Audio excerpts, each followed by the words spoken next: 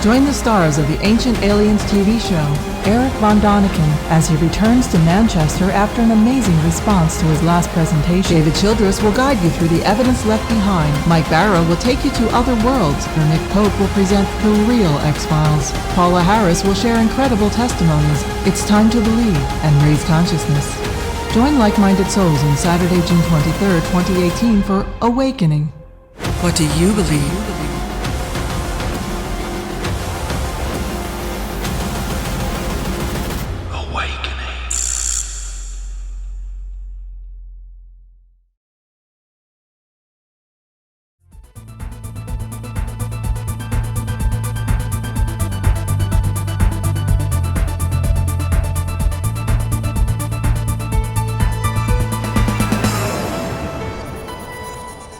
Broadcasting from the UK and across the world online.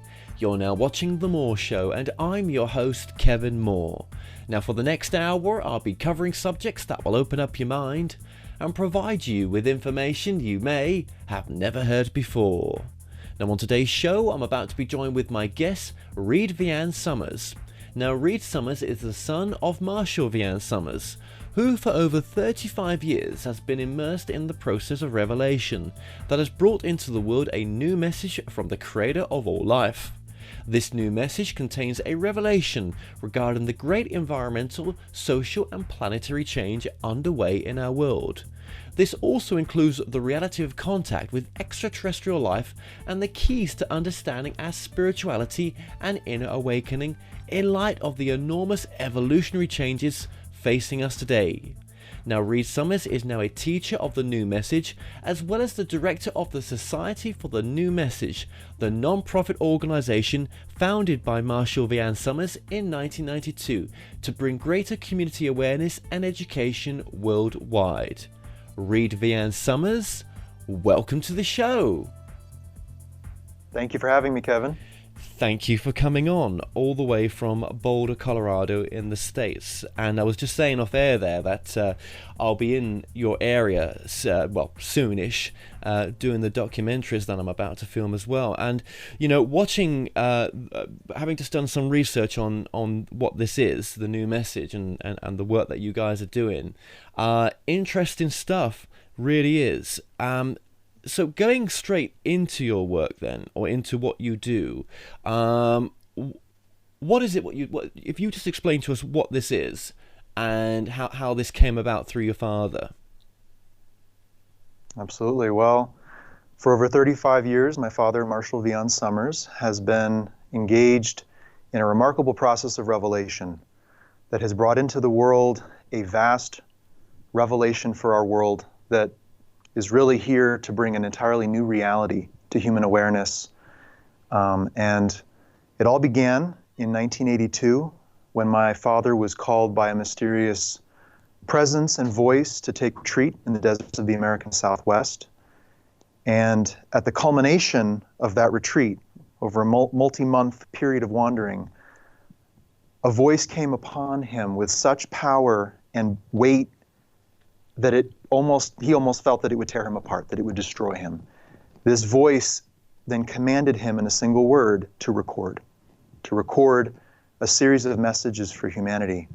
And in the years since, that is what has happened through my father. And an amazing flood of revelation has ensued, over 900 angelic encounters, bringing into the world a vast new teaching from the creator of all life on our future in a greater community of worlds, in the universe in which we live, the future environmental, social, and political change and challenge coming for our world, and also the deeper spiritual awakening that's meant to happen for each of us in light of these great evolutionary changes.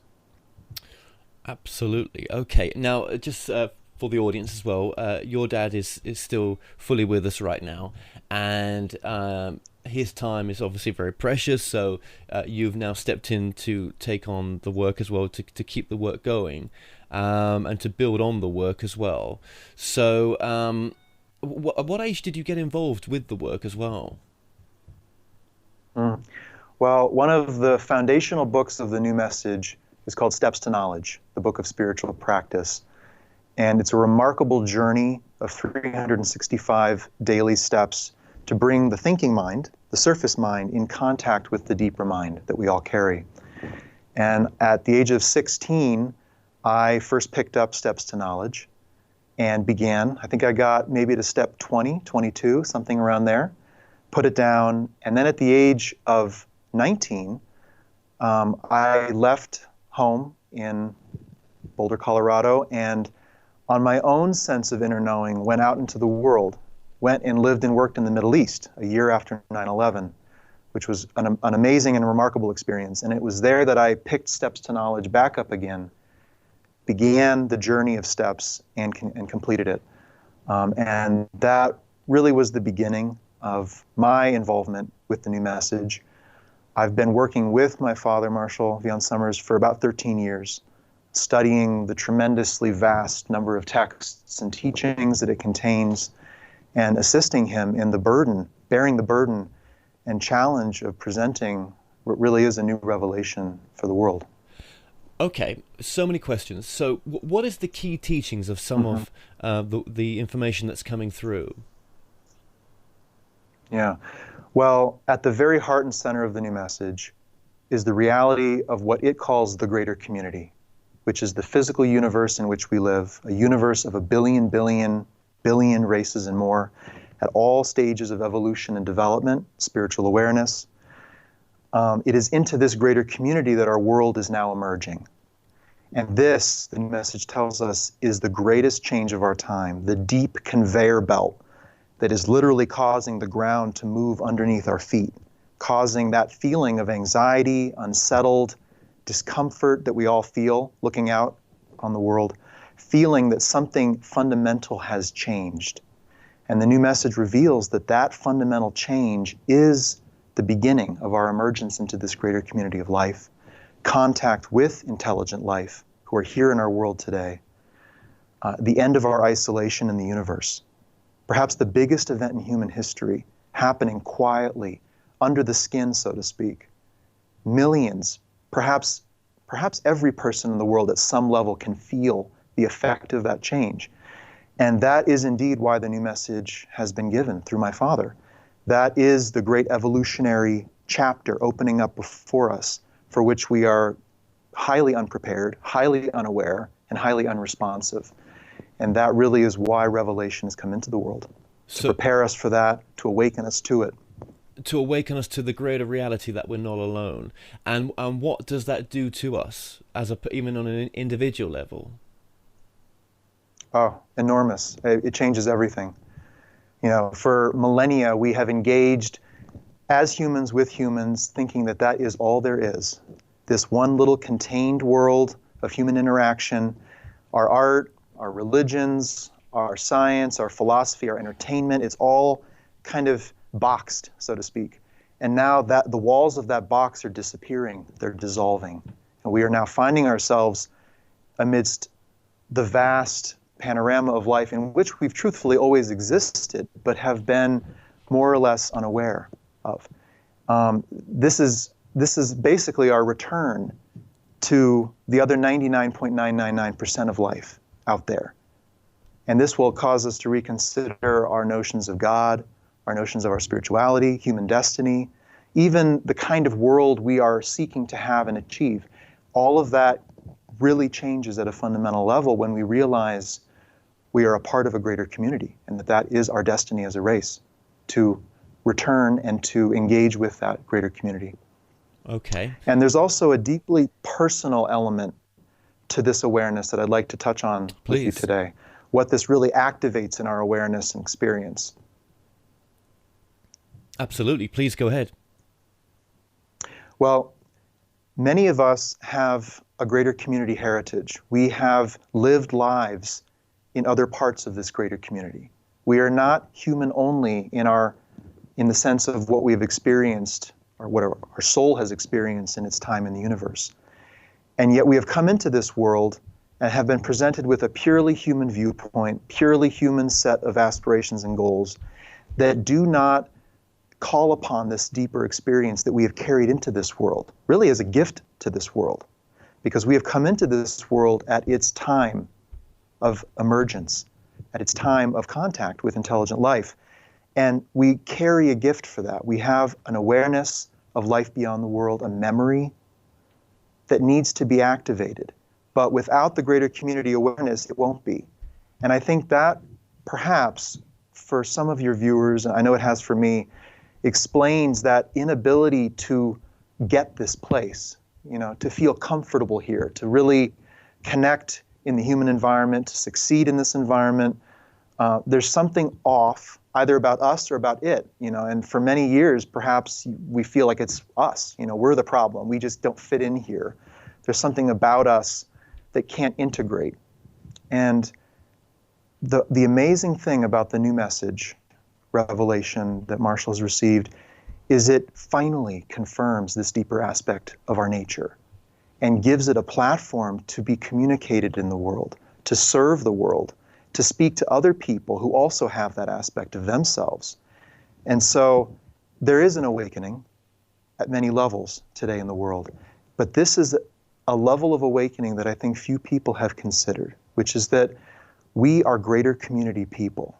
We are people of all life, of life in the universe, of all of creation, not just of this one little earth. And finally, we are finding ourselves a part of that greater community and can experience our nature and our design to be in the world at this time, but with all of those connections and relationships to life in the universe intact.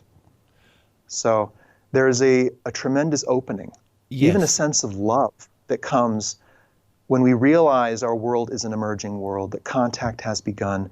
And I'd like to talk about contact because it truthfully is not what we think it to be. And this, the new message makes very clear, has a lot to say. Sure, go ahead. And yet even still, even still with that, there is this awakening of a deeper part of ourselves. It's very natural, very organic. And so I'm excited, truthfully, to bring the greater community awareness and reality to people, because I have seen firsthand in my life and in the lives of the thousands of people who are studying this work around the world, what that has done for them, the relief it has brought, the relief from depression, the relief from isolation, the ability to finally put two and two together and for their life to kind of come online instead of being in a holding pattern for years or decades, feeling like the world is barreling ahead, I'm not a part of it, it doesn't make sense to me, or I don't make sense to me, kind of stuck. And so I've seen the power of this new message to get people unstuck and really connect to their deeper gifts to be given into the world at this time. Almost where they're discovering their purpose again, and they're going into their spiritual path in a sense. So there's a lot of sort of information here in the sense of why things are the way they are, I guess. Yeah, absolutely. Well, without a greater community awareness, how can we understand how things are and why they are that way? As above, so below. How can we really understand life if we don't understand life on a broader scale? So that's one gift regarding how things are and why they are the way they are. But the other is that this deep, fundamental change, which is this Earth eclipsing its isolation and coming into contact with other forms of intelligent life, that deep change is triggering so many smaller secondary changes, so many that I can't even account for them all. But it's causing numerous changes, and it's forcing numerous changes in our world, environmentally and politically, economically even.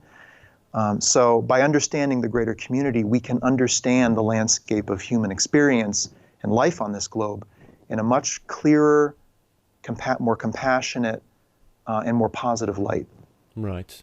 Again, is that because of some of the spiritual principles that have come through in your dad's teachings, in a sense of, where we've come, we're a soul having a human experience, for example, maybe not using that word soul, but we are lifeless. We're not lifeless. Sorry, we are infiniteness. There's no words to it. That we only use human words like the soul because that's just a reference that most people can kind of connect to. But we are this energy having this human experience here, and we've come here for many reasons. We've come here, even for the taste of milk chocolate for some people. But do you know what I mean? It's, we've come here for the good, the bad, and the ugly, in a sense, to have this experience. Well, that's true.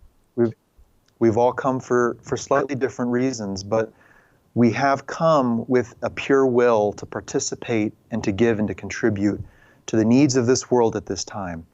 And I think at the center of every person's presence in the world, there is that original intention, the memory perhaps of a commitment made to those who sent them, that I will come into this world and assist this world and rediscover my deeper nature while I'm here and allow that to communicate itself through me.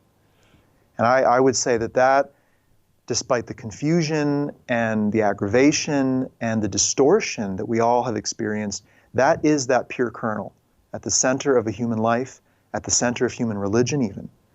The new message does introduce some new terms. It does bring some new words to our awareness that come from the greater community itself. It does speak of the soul, most definitely, but it also speaks of a word called knowledge. Now, we have a common understanding of knowledge as either learning or intelligence or, aggregated understanding over time. But the new message says that in the greater community, knowledge refers to the innate ability of a sentient being to know the truth beyond all manipulation and distortion, and that capacity is in all beings throughout the universe, and that kernel, that seed, is actually God within the individual. That is the unified intelligence still present in every individual that is capable of being expressed through every individual, and that this is, in essence, really what unifies us with other human beings of other nations, religions, ethnicities, but even other forms of intelligent life, is this knowledge. So it's a very powerful part of the new message. Again, the new message is so big. This is thousands and thousands of pages of revealed word that speak and touch on nearly every aspect of our lives and introduce major new realities to human awareness. So there's only so far I can go into each. Of but course. I do invite your listeners to... Absolutely. Yeah, and in 51 minutes, it's really difficult to get to it as well. So we'll do our best here. We really will. And we may end up meeting each other and doing an in-person interview. Who knows? Who knows, right? Yeah. Okay, so why has the soul chosen to have this experience? Why choose to incarnate and have this experience of forgetting who it is or what it is to have this human experience? Okay, that's a great question. Well, I can kind of step back a little bit and give part of the cosmology of the new message regarding what the universe is and what human form and all forms, in essence, are. The new message teaches that there was a timeless state of creation long before this world existed, before the physical universe even existed, when all beings were unified in a remarkable and expressive form of relationship, timeless. And that at some point, I even hesitate to say point because there were none at that point, some part of that creation sought separation in form, sought separation from that unified state, wanted to experience change, personal creation, wanted to create differentiation. And so in response, the creator of all life, which is really not an entity, a godly entity, but really a state of unified awareness, created the physical universe, set in motion the forces of evolution, biological, geological forces, to create an environment where that part of creation that wanted to be separate could experience separation. And that is where we are now, in this vast, expanding universe, expanding across billions of years, producing billions of worlds, where a single soul can manifest and experience what separation is like. What does it feel like to be apart, to be an individual, to have a personal will and pursue that will? What are the results of it? Does it produce something wonderful or does it produce something painful? And across lifetimes, our souls journeying through this manifest universe have been experiencing separation in so many different forms, learning that indeed it is the return to that state of unity, that return to a state of pure relationship that we actually do seek as we work through our will to be separate. And you and I and everyone else, we have this dual will. We have this will to be unique, to be apart, to achieve something in form, and yet we also have this extremely deep yearning to return to relationship. And both are acting themselves out. And that is perhaps the playing field of separation where we find ourselves. And yet, before this life, the new message teaches, we existed in what it calls our ancient home, okay, united with what it calls our spiritual family. Okay, so beyond form, our soul exists in a state where it is not yet fully united. It is partially separated, but it is not in form. And that our soul at that point willed to come into this world to experience knowledge, to experience relationship, and to give something. And that fundamental act of giving is really what calls us into the world and fulfills our being in the world. Life is giving. You know, the trees lay down themselves so the next generation can grow amidst their biomass. You know, the seeds are produced by plants as the first priority of that plant. It's all throughout life, this act of giving so that the next generation can have that experience. And the new message teaches that we each have come into the world with that original will and intention, but that to enter this place of separation, we came into a state of amnesia. We forgot. We completely forgot who we really are and what we are connected to beyond this life. And we are conditioned and trained to be a good human being, a successful human being. The mind is built up with all the constructs of fulfillment, gratification, and that at some point, those constructs begin to fail us. Something about the world we have been taught to believe in, taught to pursue, starts to break up. And that is a remarkable moment in the life of a human being.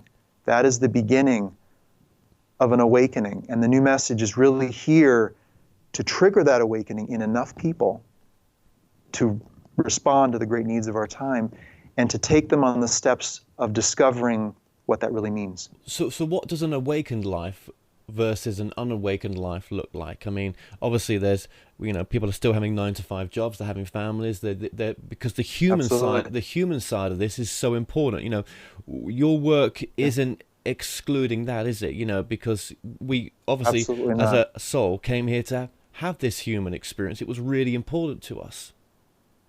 Yeah, absolutely. The human part of us is our vehicle. It's our vehicle in separation. The mind and the body are precious. They're to be preserved, respected, and honored. And yet, without the guiding intelligence within us, the mind basically creates its own replacement. It compensates and creates a God. It creates a fulfillment, a purpose, even a form of service. So a mind not guided by knowledge will pursue these things. And yet the problem is that these things are unhitched from reality. They are not part of the greater coordination of life in the seen and in the unseen. And so what ends up happening is we create a life of overcommitment, overstimulation.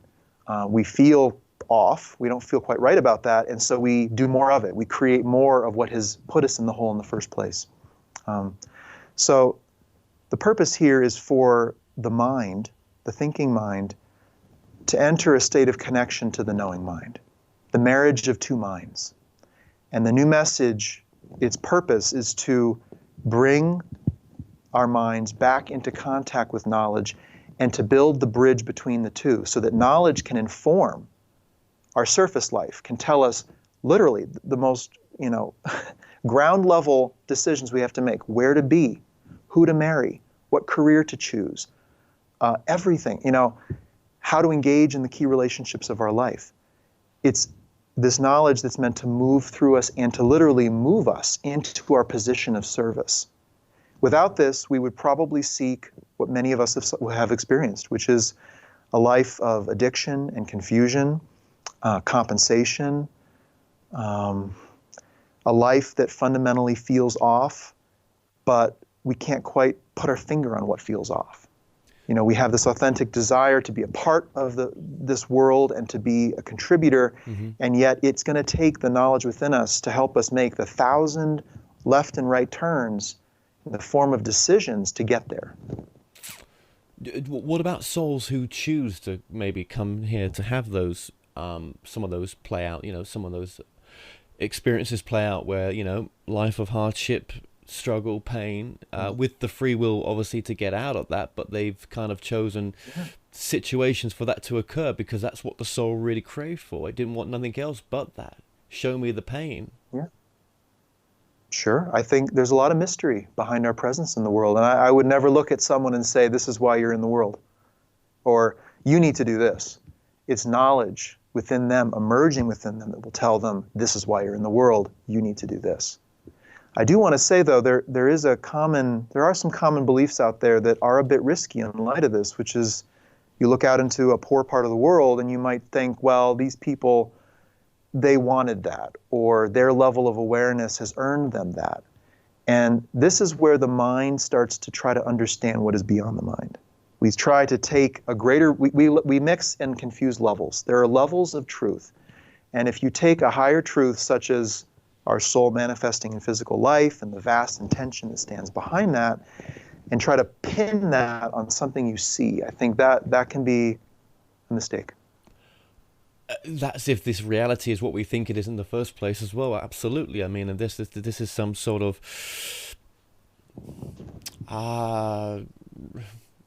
virtual simulation or something else, like a holographic universe. It may not be what we think it is. That's I kind of do understand what you're saying. For us to say this is how it is, but then that's the level of reality we create, don't we? When we put labels on things, and then there's nothing wrong with that. But I'm sure there's levels above levels of reality to look at.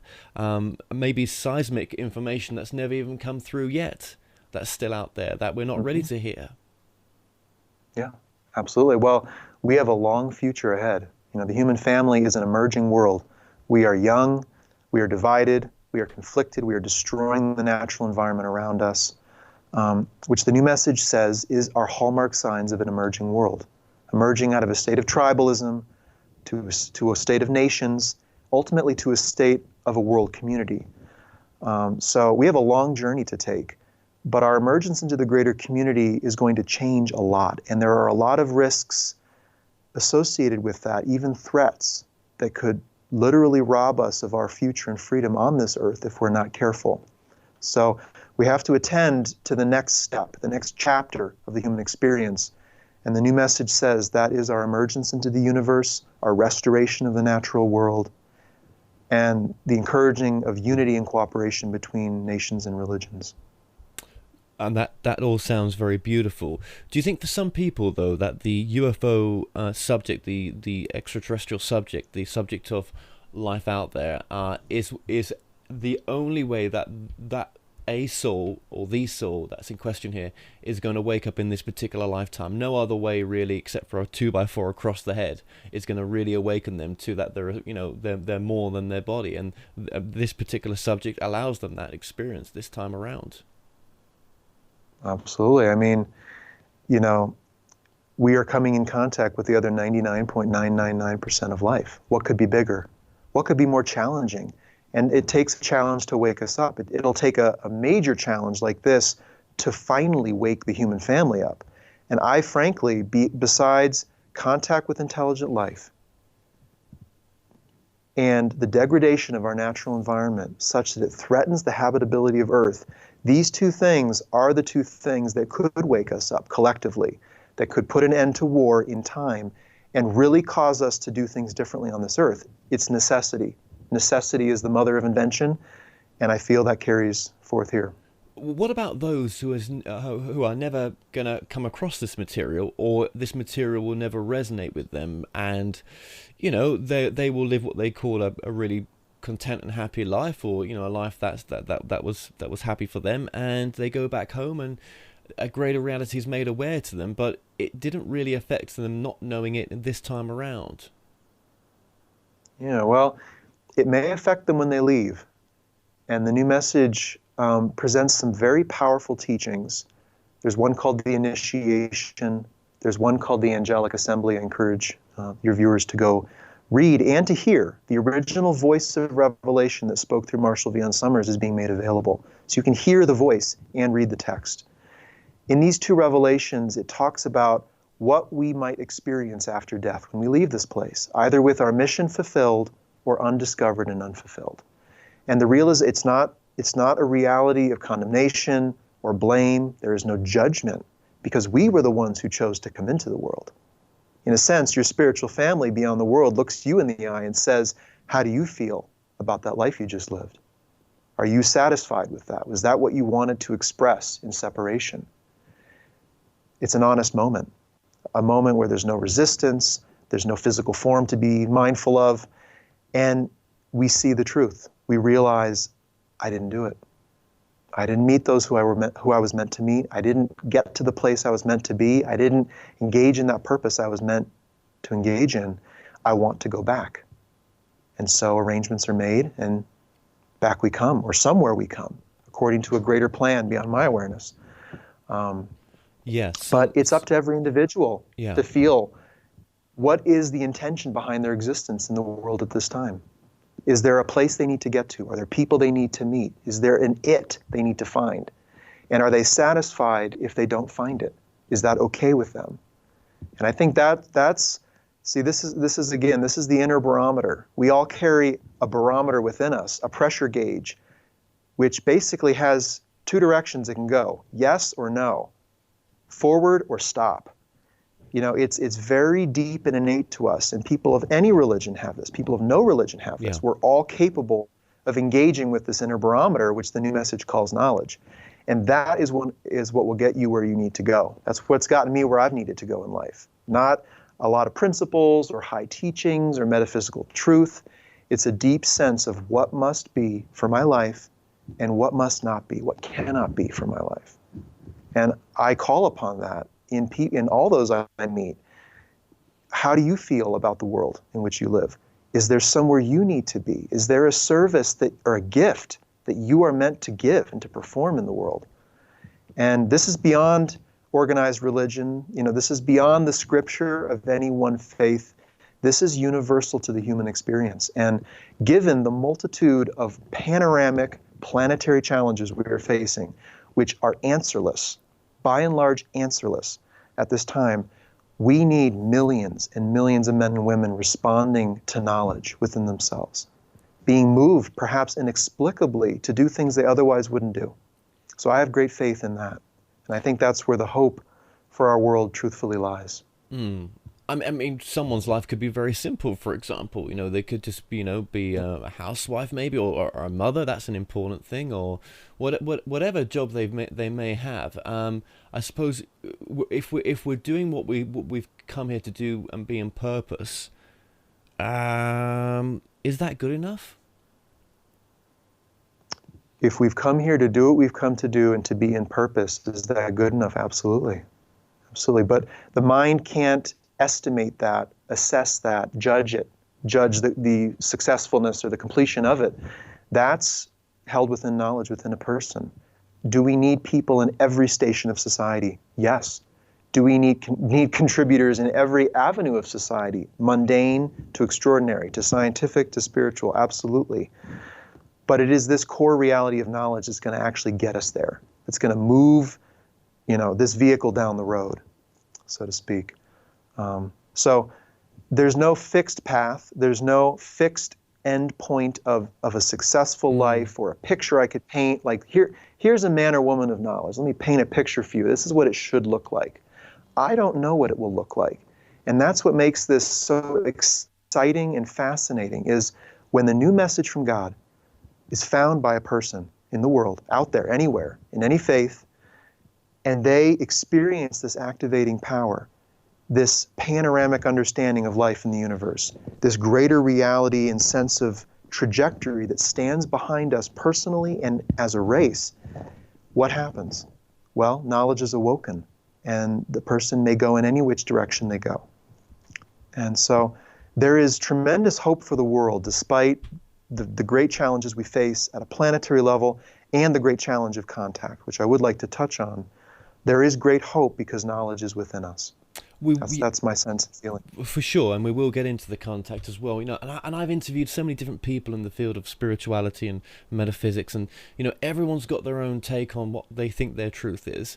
I mean, to me, it feels like all paths lead to the same place in the end, right? But we're all creating a slightly different reality, aren't we? And we've just got to go with what feels right. And if people feel drawn to what you're saying, then that's where they've got to go. And if they don't, well, they'll find their path as well, which will be right for them. Is there a right or wrong? It doesn't seem to be. Well, I would disagree with that a little bit. For myself, I focus on not the reality that I create, but reality with a capital R. I do feel there is an objective reality. And we are, by and large, out of touch with that reality, living in what might be our own reality of thought and emotion and experience. The mind does create a reality of experience, but there is a reality beyond the mind. And that does not change from me to you to someone else. That is reality. And I wouldn't be the one to claim to possess that reality, but I do seek to experience that reality and have that reality express itself through me. And so a little bit different take on that. And I do feel there is a right and there is a wrong, and that we can know right and wrong. And that's not at the level of ethics and morals, my religion, your religion. That's at a deeper level. And that is this inner barometer, this inner compass that can guide our world into the future, I feel. Well, yeah, I mean, I don't feel you have to follow through with anything. I mean, even if you've decided before we come down here, right, I'm going to do this to you, and you're going to let me, and you, as souls, we're going to get such great stuff out of this because it's going to be so fulfilling and to our understanding of what it feels like to have this experience.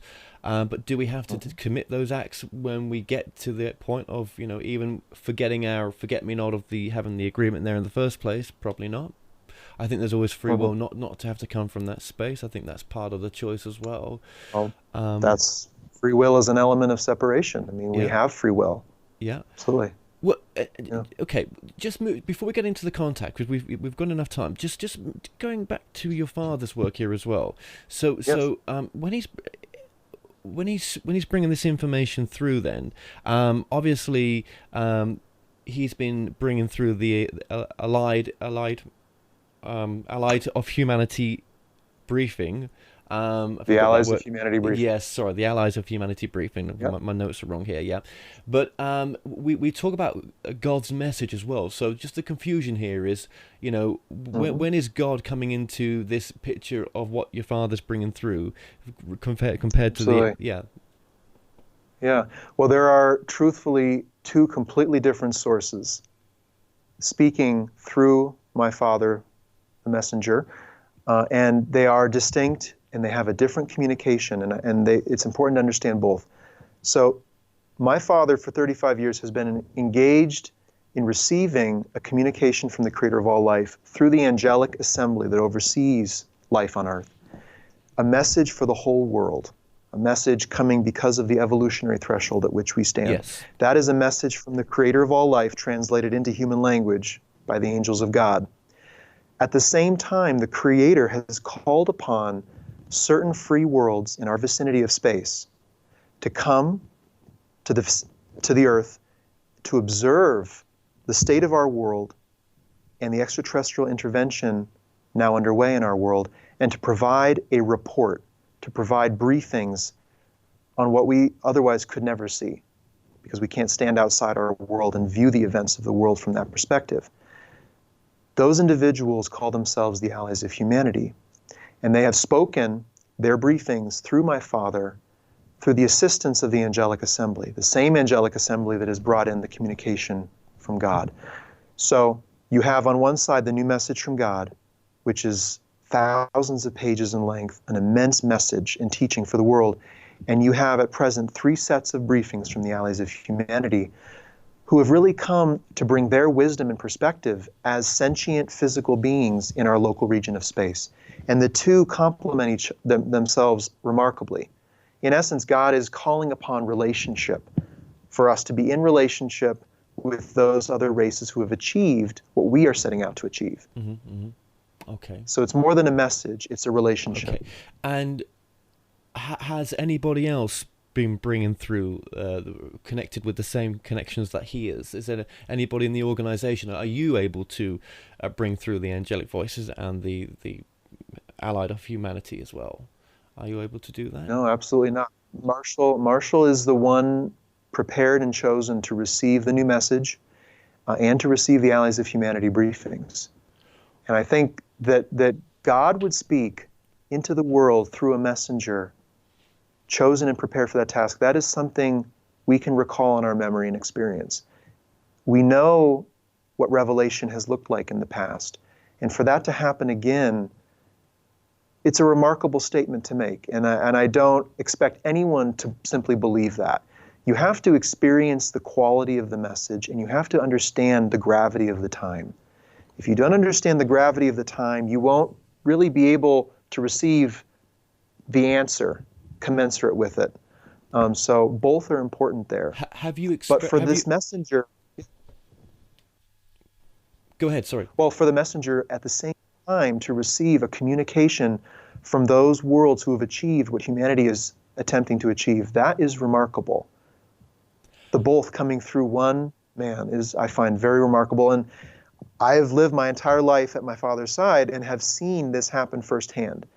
And it's been a remarkable journey of amazing moments, great challenges, but also for me, a struggle to really understand and to accept that. Believe me, there was no pressure on me to believe any of this. Oh, no. I had my own journey of coming to really understand what was happening and feel at a deeper level within myself that it's real. Absolutely. I mean, have you? I mean, I used the word channeling when just before we came on air, and I did say, watching your father back, it's just a form of channeling. Have you ever come across channeling before, or any channeling teachings, or anything like that? Sure. Yeah. I've come across them, and I know a little bit, not very much, but yeah. Can you see the similarity between what your father's doing and what others do? Absolutely. I mean, there are other individuals certainly who could be in contact with unseen entities. It's most definitely. We live in a mental environment, not just a physical environment. There are unseen presences, and that those could speak through an individual is certainly possible. The difference here, though, is Marshall Vian Summers is not speaking to one entity, nor is an entity speaking to him about his life or a group of people or even one single place in the world or one tribe, one religion. This is the creator of all life speaking through the angelic assembly, through one man, to deliver a consistent and coherent message that all people in the world can receive now and in the years ahead. So it's different in that sense, I feel. Okay, yeah. But you've got authors that have, done their work in the Conversations with God with Neil Donald Walsh. There's many people coming on this documentary that are channeling Source as well, God as you want to call it, all with their unique take. So, there's so many forms of information coming through right now as this. And, it's almost like they all know each other. It's almost like the message that your father brings through is for the people that it will resonate for. And that's the people it's going to help. Is it the only truth? Is it the only way? Because yet again, I say I'm doing 3 documentaries, 3, not just one, because there's that many channels out there, and I'm not even covering all of them. Yeah. Do you know what I mean? So there's all these messages coming through, and they're all enlightening, they're all loving. In a sense, they're all trying to bring teaching information through to make this present moment the happiest and most loving it can be, or at least to give you the empowerment that you. And for me, being the outside here a bit, and channeling myself as well, I just see that it's that to me that's what this is. But and I think it's really good stuff with that your dad's bringing through, no doubt, really good stuff. I just think that, have you ever, there may be a bigger picture to this that has not made itself aware just yet. I don't know. Oh, absolutely. Is this the only truth? Absolutely not. Is this the only pathway? Most definitely not. In fact, the new message says that all the religions of the world need to be involved now. Right, They all yes. have a So part to important. play Yeah. in this plan. This Yeah. is not, let's create a new group and say we have it and you Good, have to good. join us to Yeah, get it. And yeah. if you don't have it, you don't have. See, this is separation. That's separation speaking. The new message from God is God speaking, God in a state of unified creation. So this is going to call upon the gifts that all the religions have, truth that's been given in the past as well as a form of channeling that I would like to speak on, frankly, which is becoming a conduit for knowledge within us, because we Yes. all Yes. carry the mind of God within us that Yes. can speak through us. Now, this is not mine and yours, your knowledge, my knowledge. This is the mind of God. And what could be more uniting than channeling that voice, that intention in our actions in life? Well, then that goes to your father's channel, your father's receiving. Then let's use that word just for now, right? Is he just receiving his higher self in a sense? I mean, are we that powerful? I mean, are we God having a human experience? Is God just another word for love, or whatever you want to call it? Yeah, the great. I suppose love is the greatest of all, isn't it? Right? You know, could it just be? Is this an aspect of Dad coming through that's so powerful that just wants to, bring about some change in the world? Well, having a distinct memory of the events of my father's life, I would have to say absolutely not, because I know exactly how this came about and has come through him, what it looks like for him to receive revelation. I know what that looks like. So I would say that, but I would also say you have to look at the quality of the message. What is actually being given? Is this a stream of consciousness? Is this a stream of inspiration? Or is this a new reality? I mean, the new message spreads across over 40 texts, 40 books. There are books describing just relationships and higher purpose, books describing just life in the universe and the greater community, the new world reality, the mental environment, major building blocks of understanding and awareness that relate to our present time, that are definitely not a higher source of one individual. I mean, there is an intention to present an upgrade to human awareness and understanding. And when you look through these texts, you realize, my God, this is the building blocks of a new reality. I mean, these are major elements of what we need to perceive and understand as humans at this time. On religion, on nature, on love, on money, on family, on child raising. There are revelations on all of those. So as you move through the revelation and you read each of these individual revelations and the books into which they're being compiled, you come to understand this is a new foundation upon which to build as human beings. I mean, this is not an ancient foundation built upon ancient times and tribal experience. This is a modern foundation that acknowledges life beyond our world, acknowledges the global challenges going on now. So no, well, that speaks for tons, really. Just as you say, just one book, pages and pages on just this particular whatever subject it is. That of course that speaks volumes. And some of my questions really, have been kind of out there recently, where I've been, what's beyond God? Does it matter? But what is beyond that? What is that? What is what's beyond what we think we know? What we think we know, or what or the teachings that are coming through now? Is there a seismic level of even more information to come through? I used that word earlier on, seismic, and would that break us from even more of the patterns that we've got now? Maybe we're not ready for that type of information. I think what your dad's brought through is timeless, don't get me wrong. For the souls that come to that level, that come to dad's information, it will always resonate. But I'm saying, well, what's beyond that? What's beyond that? Oh, there's more beyond that. I mean, this is a message from God for this time, and it comes in a succession of messages. And the new message says that those messages are given approximately once every millennium, at great thresholds where humanity as a whole needs to take a big step. Right. And as is often the case at such a threshold, it doesn't see that step to take, it resists that step to take, and it doesn't have the education to safely take that step. And so at those times, a new message from God is given. Prophet Muhammad, Jesus, These are some of the messengers who have brought a new reality into the world. Are there more messages to come? Most definitely. Humanity has many hundreds and thousands of years left in its evolution. We're just an emerging world. But what we need is what relates to the cusp we stand at now, to the big step we have to take now. Why couldn't this information have come through before? Why, I mean, it's the information from the major religions are such low-level information. It really, I mean, it set us back to the Dark Ages. Most of this stuff did. But maybe that's where, maybe, I mean, we have to take responsibility for that. Maybe as a soul, as a collective consciousness that came to this earth to have this experience, maybe that's what we wanted. Maybe we did.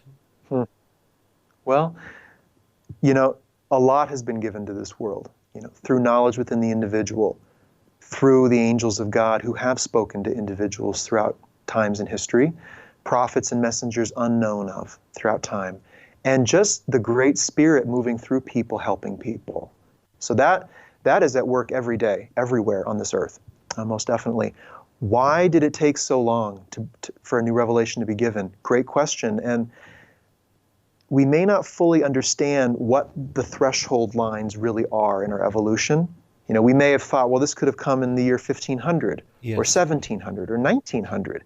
Well, the world has been struggling to merge tribes into nations, to build a world community. That has only come into being, I don't know, perhaps in the last 50, 60 years, you could say. The advent of nuclear weapons, the technological power to end life on Earth, that is a very recent phenomenon. Global communications, the ability for anyone to be in touch with anyone, that is a very recent phenomenon. 100 years ago, none of what I've spoken of really existed. So there is a very recent up amplitude in the rate of human growth, technological development, and simply the speed of change in the world that I think we're all feeling. It's like it almost churns your insides when you feel the rate of change in this world. And that, I feel, is why the new message was given starting in the 1980s and into the 90s and into the present time. Okay. Well, thank you for that. Now, I know that we wanted just to get in contact and then we'll have to sort of, because we're at 52 minutes here, but that's okay. I'll just go in overtime because this is very much worth it. So just your take on contact as well, and of course why. Well, I would love to talk about the reality of contact. Or the reality of contact. Sorry. Yes. Yeah. So if you let's do that. So if you can just tell us about the new message. Sure. Well, the new message has some startling statements to make about the reality of contact that are critical for people to understand. We are experiencing in our world today visitation, but it is not a friendly visitation. It is a visitation by forces from the greater community who are responding to the evolutionary steps we have taken in terms of nuclear war, global world war, global communications, who are responding to those events in human history and are coming to the earth for a variety of reasons. The new message terms this overall phenomenon the intervention, because it is an intervention into human affairs for the purposes of the visitors, and the goal of which is primarily to gain access to the resources of our world, its strategic position, and its people. So our first steps out into the greater community are steps in which we encounter not altruistic space explorers, not scientists, not enlightened races, but resource explorers, the unenlightened in essence, who are here, who have traveled great distance because of the biological wealth and diversity of our world, the great events in human history that threaten that world, and the possibility of engaging with humanity as a subservient race in a larger association of powers. And are they here as a consciousness, or are they here as a physical?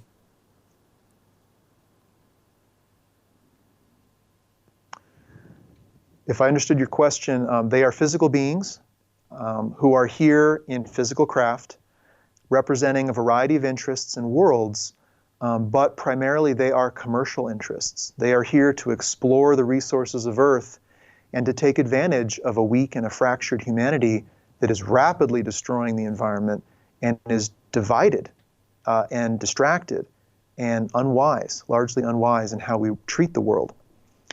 At the same time, I should say, people do often think, well, maybe they would be better rulers of the world than we are.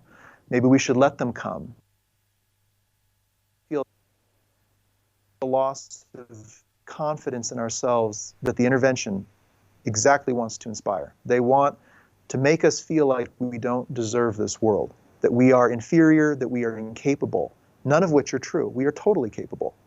We are divided and we are distracted and we are destroying the world. That must change and can change. But the intervention, would be much worse. They will use this world as a resource and extract that resource from it.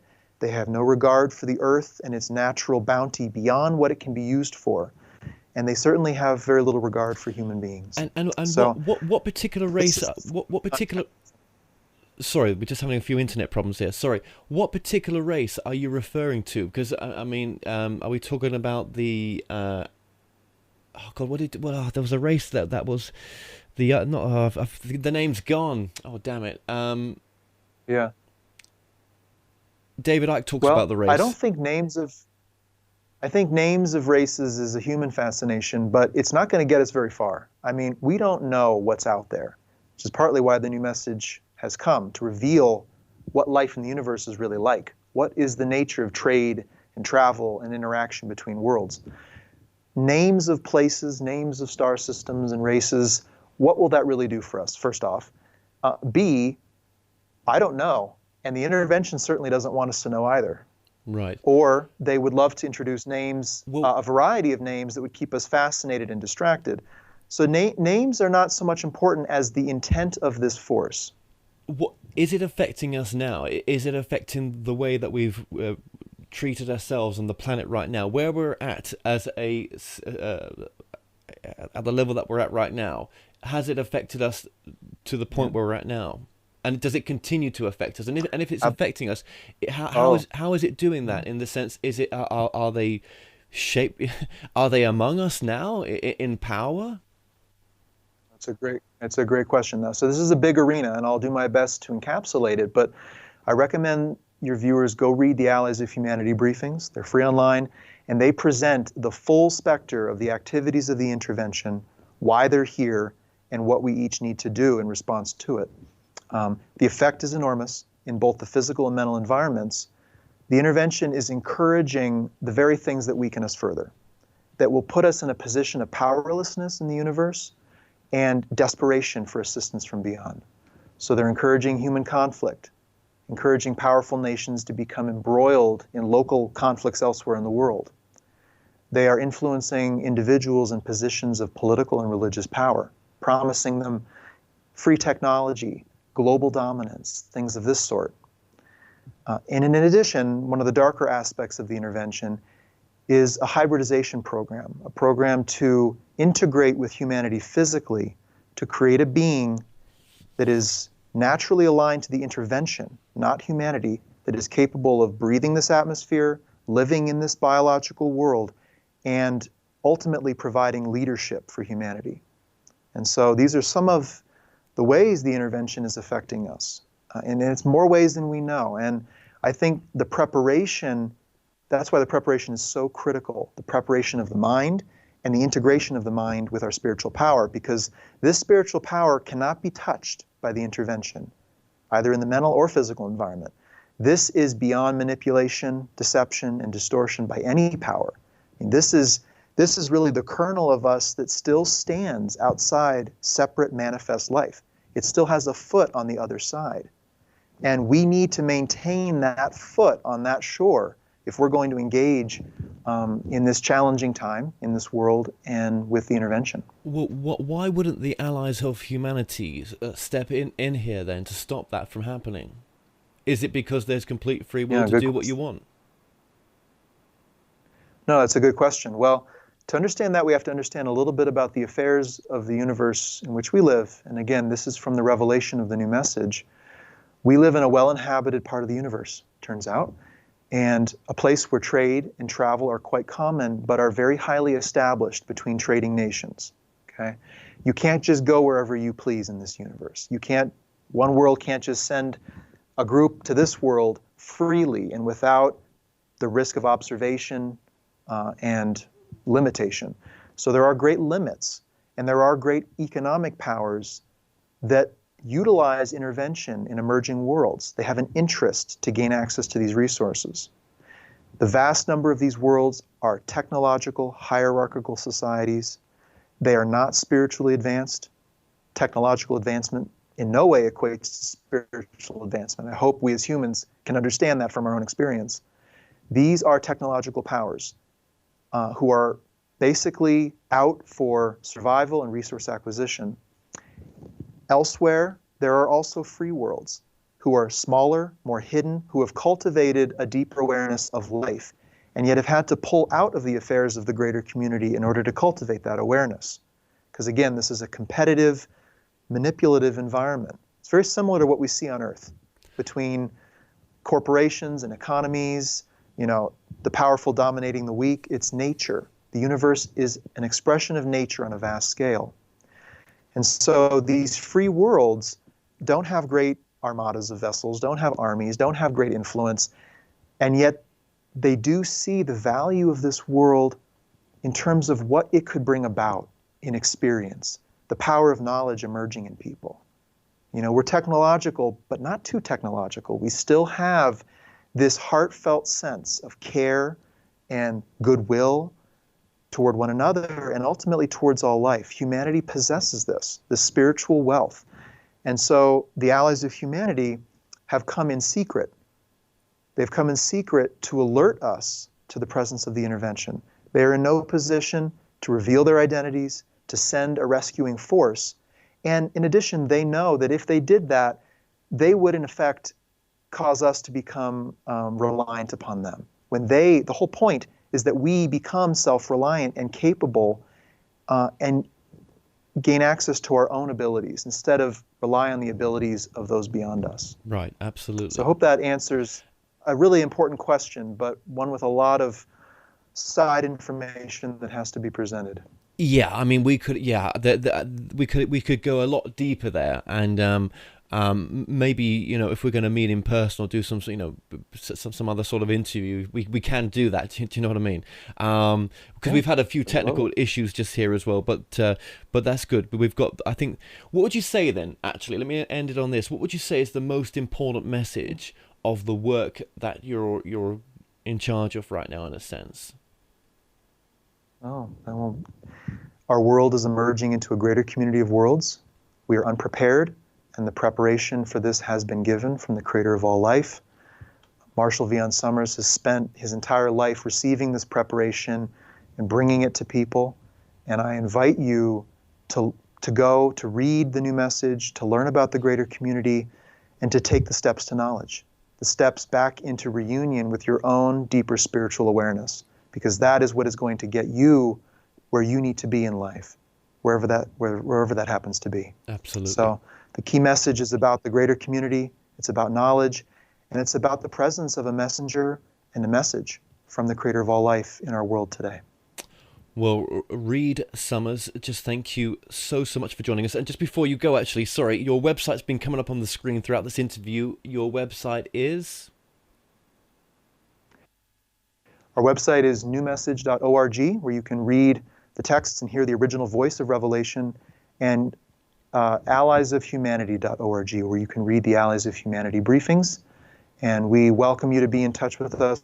We have a community that spans across the globe of remarkable men and women who feel the stirring of this time, who feel the specter of change in the world and in themselves, and the need to prepare. And so there's a remarkable community of people to become acquainted with as well.